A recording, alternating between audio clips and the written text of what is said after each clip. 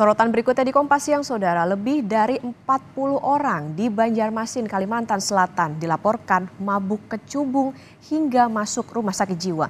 2 orang diantaranya bahkan tewas akibat mabuk kecubung. Patroli digelar polisi di sejumlah kawasan di Banjarmasin, Kalimantan Selatan. Polisi menyasar sejumlah titik yang rawan terjadi transaksi rokok yang mengandung tanaman kecubung. Bukan tanpa sebab. Sudah ada 2 orang dilaporkan tewas pasca mabuk kecubung dan lebih dari 40 orang dirawat di rumah sakit. Jadi memang untuk tren buah kecubung itu baru ya. Namun memang lokasi-lokasi atau spot-spot yang rawan terjadinya penyalahgunaan, baik itu penyalahgunaan narkotika ataupun obat-obat berbahaya lainnya, termasuk dalam hal ini buah kecubung, itu sudah kami data di wilayah Polres Banjarmasin Timur, dan tentunya ke depannya itu akan dijadikan prioritas untuk dilaksanakan patroli dan razia di sana. Pasien yang mabuk kecubung banyak dirawat di RSJ Sambang Lihum. Jumlahnya lebih dari 40 orang. Dengan kondisi antara lain tidak sadarkan diri, gaduh gelisah, dan berhalusinasi layaknya gangguan jiwa. Dari kamar kami sudah menyiapkan beberapa ruangan yang kami alihkan sehingga dalam kapasitas 50 kami masih siap, dan kalau memang lebih dari 50 kami akan strukturisasi lagi pola perawatan kami. Rumah sakit Sambang Lihum harus menambah ruangan untuk menampung pasien yang mabuk kecubung. Upaya yang dilakukan rumah sakit yakni menghilangkan racun yang ditimbulkan dari kecubung. Terapi selama 14 hari saat pasien dipastikan sadar. Tim Liputan, Kompas TV. Informasi terkini soal penanganan pasien yang dirawat akibat mabuk kecubung akan dilaporkan jurnalis Kompas TV Salsa Imani dari Banjarmasin, Kalimantan Selatan. Salsa, selamat siang. Apakah fenomena makan kecubung hingga mabuk ini di Banjarmasin sudah lama terjadi dan bagaimana hasil penelusuran polisi? Baik, selamat siang Okta dan saudara. Informasi terkini terkait penanganan serta tindakan polisi, yaitu penanganan pasien sendiri saat ini ditangani oleh Rumah Sakit Jiwa Sambang Lihum.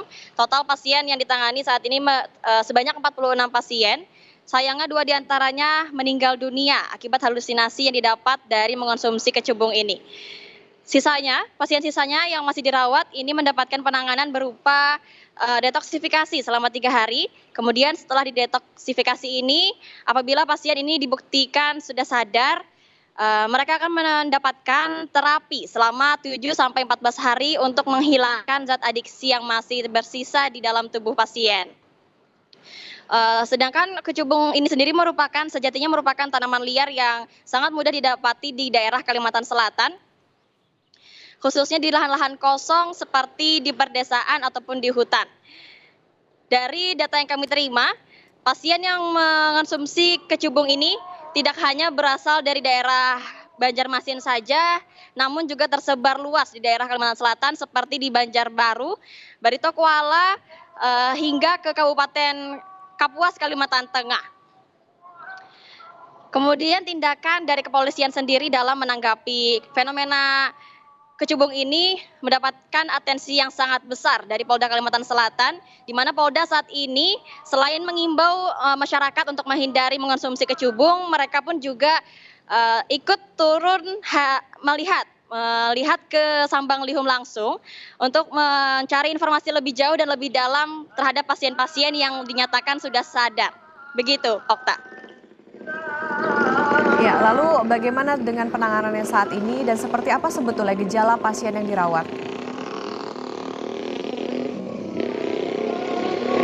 Penanganannya untuk saat ini dari pihak kepolisian maupun pihak berwajib seperti Badan Narkotika Nasional belum bisa bertindak lebih jauh ataupun bertindak tegas karena sejatinya tanaman kecubung ini atau buah kecubung ini bukan termasuk golongan narkotika sehingga tidak ada pasal pidana yang menjerat.